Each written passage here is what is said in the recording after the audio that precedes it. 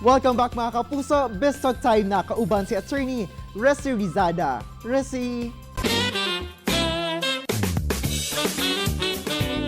Daghang salamat, Argel! Maayong buntag mga kapuso. Welcome to Best Talk. Karong buntaga ato makauban si kapuso actor Manolo Pedrosa. Maayong buntag, Manolo, and welcome sa At Home with GMA Regional TV. Kumusta ka na? And of course, your family. Maayong buntag, attorney. Thank you for having me, and I'm okay. We're coping naman, staying strong despite this pandemic.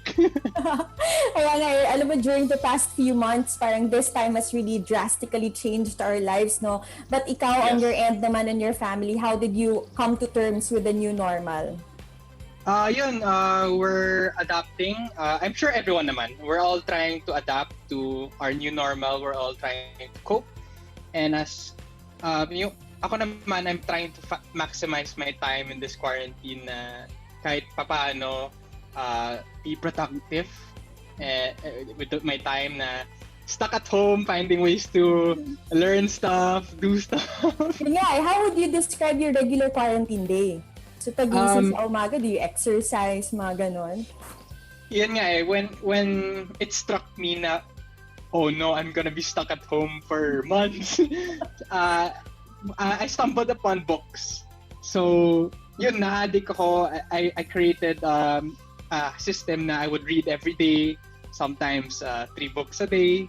Wow! Yeah, kasi I believe reading is one of the best things you can do in the quarantine. Kasi first, you're following the law.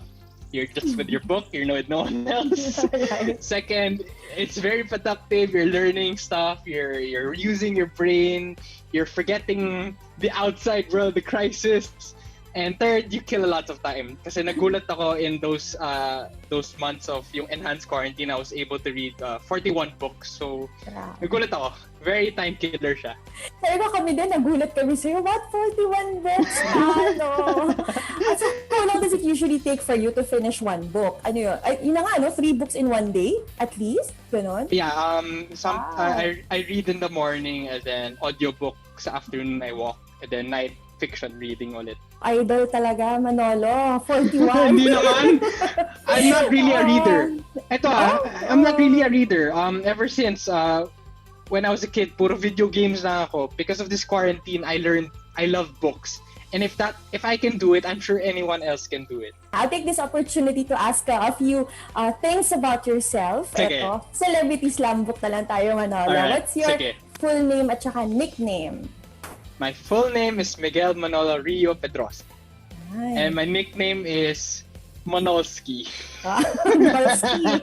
Interesting. Ito, any special talent? Na I have? Yes. Wala po, attorney. Hindi books that Special talent, wala. Talent din, wala po. Hindi, meron ka na. Let's put the reading 41 books in 2 to 3. Okay, sige. If you count that as a talent, sige. Yes, okay. Ito, let's be more imaginative. Kung meron kang superpower, ano gusto mong magkaroon ng superpower, ano yon at saka bakit? Attorney, dahil I just finished watching Avatar, Uh-huh. The Last Airbender. I would say firebending.